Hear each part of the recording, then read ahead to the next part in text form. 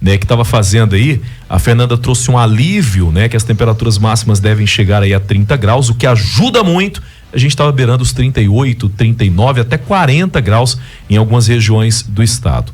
E aí o que pouca gente sabe, Fernanda, é que esse calor, ele aumenta significativamente os riscos de muitas doenças. Uma delas é o problema de infarto, né, Fê? A gente viu no fim de semana, infelizmente, a morte de uma jovem lá no show da Taylor Swift, né? E isso trouxe essa reflexão. Essa menina pode ter morrido, provavelmente em razão ali dessa onda de calor, do calor excessivo que estava fazendo ali no local do show, né? Uma grande aglomeração, enfim. Houve um outro caso no fim de semana em Goiânia também, que uma pessoa pode ter sofrido um mal súbito e avançou com o carro na direção de uma farmácia. Então a gente convidou o cardiologista, o Alberto Las Casas Júnior, para conversar com a gente sobre essas questões que envolvem aí essas altas temperaturas, essa onda de calor e o risco de problemas cardíacos, de AVC, de infarto. Bom dia, doutor, seja bem-vindo. Bom dia, Fernanda, bom dia, Fred, bom dia, ouvintes, um prazer estar aqui com vocês, muito obrigado pela oportunidade. Doutor, existe de fato, então, essa relação do calor com essas ocorrências que a gente citou? Sim, o calor ele faz uma dilatação das artérias do organismo e isso leva a uma queda da pressão. Então, à medida que a pessoa vai ficando mais tempo exposta ao calor, a tendência da pressão é abaixar. Além disso, a gente transpira mais, perde mais líquido na transpiração, desidrata. A desidratação é outro fator que leva a queda da pressão. Então, nesse conjunto de fatores, pode haver uma queda maior da pressão e isso levar ao desmaio, a uma perda momentânea da consciência.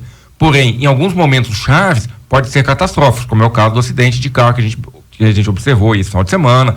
O show, a menina no show da Taylor Swift, ali tem provavelmente o fator do calor envolvido, mas ela pode ter alguma alteração genética que predispunha a morte súbita, alguma coisa nesse sentido. Se fosse só o calor, a tendência é que ela teria conseguido ser reanimada e ter sobrevivido. Provavelmente tinha alguma coisa a mais ali. Doutor, por que as pessoas ainda têm o péssimo hábito de ligar o problema cardíaco geralmente a pessoas de idade, né? Até porque não tem essa ligação direta, mas claro que a incidência é maior. Só que a gente percebe, como é o caso da menina muito nova, né? E outros casos também, outros casos também que aparecem de pessoas muito novas, ou seja, esses problemas ele não escolhem uma idade. Os problemas cardíacos, com o passar dos anos, o risco vai aumentando, mas aumenta o risco de tudo, porque o nosso organismo é uma máquina, como se fosse um carro. Com o passar dos anos vai desgastando, as peças vão se desgastando e nós não temos reposição de peças, a gente tem que viver com o que a gente tem. Então, as pessoas esquecem, aí abusam muito, principalmente de drogas, bebida alcoólica, falta de atividade física, alimentação incorreta, e muitas vezes isso acaba antecipando os problemas que a pessoa teria aos 70, 80, pode antecipar para os 30, 35 anos de idade.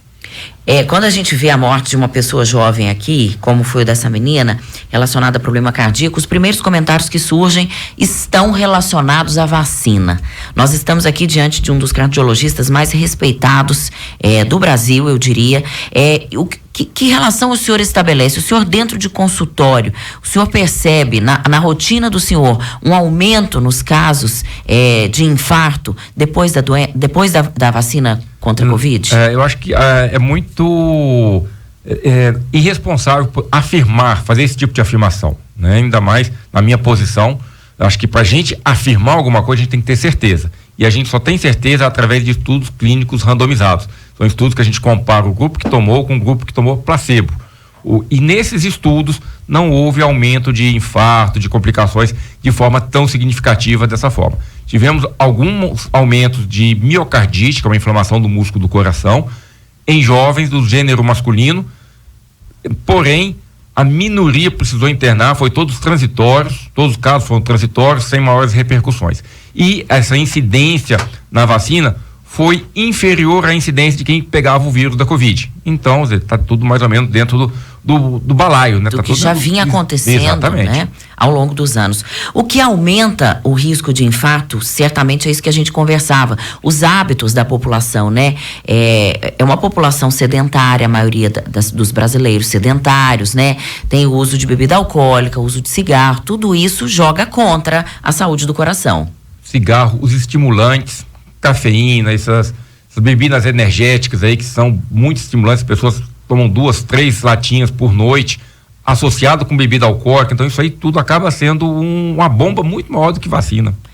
E a gente vê muito o uso muito popular desses cigarros, desses pods, né, desse vape, e a gente fala das questões pulmonares relacionadas ao uso do cigarro, mas o coração também sente. Estão interligados, né? A fumaça, inclusive um dos principais fatores de risco que a gente tem aprendido atualmente é a poluição do ar. Então, cidades mais poluídas, maior risco de infarto e AVC pelo ar poluído. Então as grandes metrópoles, né, acabam tendo um risco muito maior por conta disso. Quanto menos exposto à fumaça, melhor. E seja vapor, cigarro eletrônico, tudo atrapalha muito a saúde da gente. Tudo muito nocivo, né? Quando a gente tem 20 anos de idade, é o carro que saiu da concessionária, tá com cheirinho de novo, você faz o que você quer que não dá problema. Mas ali, um pouquinho para frente, a conta chega. Vai sentir, né? Agora, doutor, um ponto muito importante que a gente tem que tocar aqui para quem está nos ouvindo é justamente isso, né? A gente falou sobre como prevenir, só que assim, a população também precisa fazer sua parte. Nós temos uma dificuldade muito grande, por exemplo, homens. Os homens não procuram cardiologistas com tanta frequência que deveriam procurar. As mulheres são um pouco mais preocupadas com a saúde. E aí vem toda uma situação que, como por exemplo, alimentação errada, falta de uma atividade física, tudo isso acaba contribuindo? Com certeza, isso aí atrapalha, né? As mulheres, elas, desde jovens, né, costumam ir na ginecologista, a ginecologista já faz uma certa triagem, né? E depois acaba direcionando quando há necessidade. Os homens não, os homens precisam procurar o urologista após os 45 anos de idade, 40, 45 anos. E nessa fase, infelizmente, ainda tem muitas dificuldades de convencer muitas pessoas a ir ao consultório do urologista, né? Muitos tabus. Então isso acaba dificultando. Quem não vai no cardiologista, não vai no urologista e acaba deixando passar sem fazer um acompanhamento, sem checar as taxas. Porque doenças como pressão alta, diabetes, e muitas vezes o diabetes, principalmente na fase inicial, elas não causam sintomas. Então, se você não colhe o exame de sangue para saber como é que estão as taxas, se você não afere a pressão, você não sabe se está alta ou se está boa. O homem não tem uma rotina de ir ao médico, né? A mulher tem aquela rotina e isso muda completamente, porque quando você descobre a doença, às vezes já está avançada, né? É bem diferente a rotina do médico. Doutor, água, né? A gente viu até uma discussão em relação ao show, que eles vetaram ali o acesso à água enquanto, né, as pessoas estavam na fila ali esperando para entrar no estádio. O senhor falou sobre a relação da desidratação com a questão do infarto, né? A gente tem que estar bebendo água o tempo inteiro, nesse calor, aumentar a oferta, inclusive para idosos, né, que não sentem tanta sede. Com o passar dos anos, a gente tende a perder a questão da sede. Então, os pacientes idosos não lembram de beber água, não tem sede e não lembram de beber. Nós temos que lembrar, algumas situações específicas, como insuficiência cardíaca, insuficiência dos rins, o excesso de líquido pode atrapalhar. Então essas pessoas não podem beber em excesso, mas também não podem beber pouco. Tem que achar o equilíbrio. As pessoas jovens, nesse calorão, quanto mais líquido, quanto mais água, melhor. Ótimo, excelente. É muito importante nós tocarmos nesse ponto, porque a gente tem notado que as pessoas estão sofrendo mais disso. Eu conversava com o médico aqui que meu pai sofreu disso. E eu tenho um fator genético já, que é da família do meu pai, então eu tenho que tomar todo um cuidado redobrado com relação à minha saúde cardíaca, né? Então eu estou sempre fazendo os exames, mas o doutor mesmo deixou bem claro aqui que mais importante que os exames é o comportamento, né, doutor? É eu procurar me alimentar de forma correta, evitar o álcool, evitar o cigarro, ter uma atividade física ali que seja de rotina na minha vida, porque tudo isso, não somente para o coração, mas para o organismo de forma geral, é fundamental para que ele possa continuar funcionando de forma agradável. Exatamente, eu costumo falar muito com meus pacientes. O remédio para pressão, ele só abaixa a pressão. O remédio do colesterol, ele só abaixa o colesterol. O do diabetes é só para o diabetes. Atividade física e alimentação atua na pressão, no diabetes, no colesterol, no peso, na saúde mental, ajuda no organismo todo. Então, o corpo foi feito para movimentar. Nós estamos entrando numa época de cada vez mais sedentarismo, porque antigamente não tinha carro, não tinha elevador, se gastava muito mais energia no dia a dia. Os trabalhos eram braçais. Hoje a gente fica muito mais sentado, então a gente tem que compensar essa mudança de dia a dia com atividade física, que é importantíssimo. Eu costumo brincar com os pacientes que a gente não precisa fazer atividade física todos os dias. A gente pode fazer exercício só no dia que a gente come.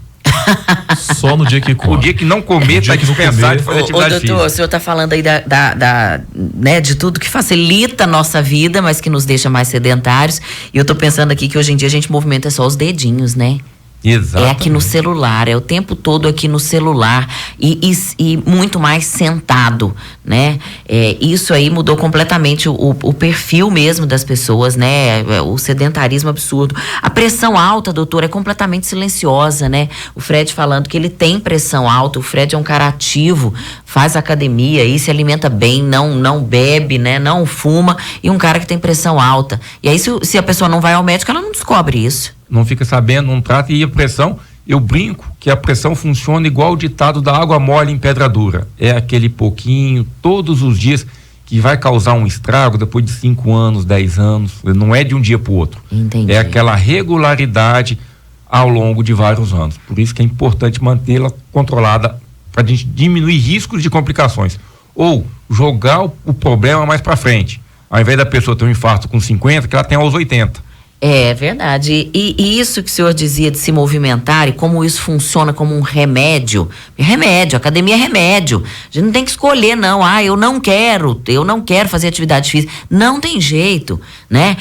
Isso é de funcionar como um remédio. Por exemplo, se eu tenho ali uma taxinha de colesterol alterada, se aquilo começa a subir, é possível controlar isso com atividade física?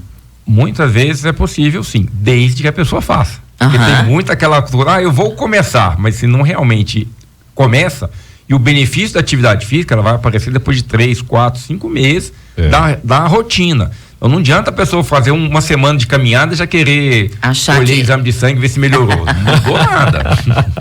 Doutor, e é importante falar sobre isso porque assim, nós estamos falando sobre saúde. Eu sempre costumo dizer para as pessoas o seguinte: você pode ter tudo, mas se você não tem saúde, você não tem nada. Você acaba escravizado em cima de uma cama, dando trabalho, ninguém quer ficar doente. E aí a atividade física que nós estamos aqui, inclusive conversando com o doutor, não é luxo, né, doutor? É uma necessidade que realmente as pessoas precisam colocar na cabeça. Eu até digo assim, a minha avó tem 93 anos. A minha avó é da roça. A minha avó faz coisa que eu não faço. Mas a minha avó se movimenta, lá não tem internet, a minha avó levanta cedo, vai cuidar das galinhas, vai buscar um porco, vai na roça buscar um tomate que plantou. Então ela não fica com essa comodidade que nós temos hoje na cidade grande, que tem um controle remoto da televisão, tem um controle remoto do ar-condicionado. Então assim, a atividade física, se movimentar é importante, extremamente importante. Aí eu passei com o Juscelino, vou até falar do Juscelino. Passei com o Juscelino caminhando, o Juscelino é terrível. E nosso cinegrafista lá na Record. Nosso cinegrafista. E tinha um senhor bem gordo mesmo, bem barrigudo assim, caminhando no parque. O Juscelino olhou e falou assim, aquele bem ali só tá caminhando que o médico disse, ou tu caminha ou tu morre. É mais ou menos isso, né? Eu ri tanto nesse dia, que do nada ele falou assim, aquele ali tá caminhando porque o médico disse pra ele, ou tu caminha ou tu morre. E aí ele foi caminhar. É mais ou menos, as pessoas só procuram, pelo menos. Mas só quando passa o medo, né, doutor? E não pode ser assim. E aí quando você vai atrás, quando a coisa já tá avançado, tudo é mais difícil. Tudo é mais difícil. Por isso que é melhor a gente começar antes, fazer atividade física com menos idade, que a gente sem a prescrição médica, hábito, né? Ter o hábito de fazer atividade física.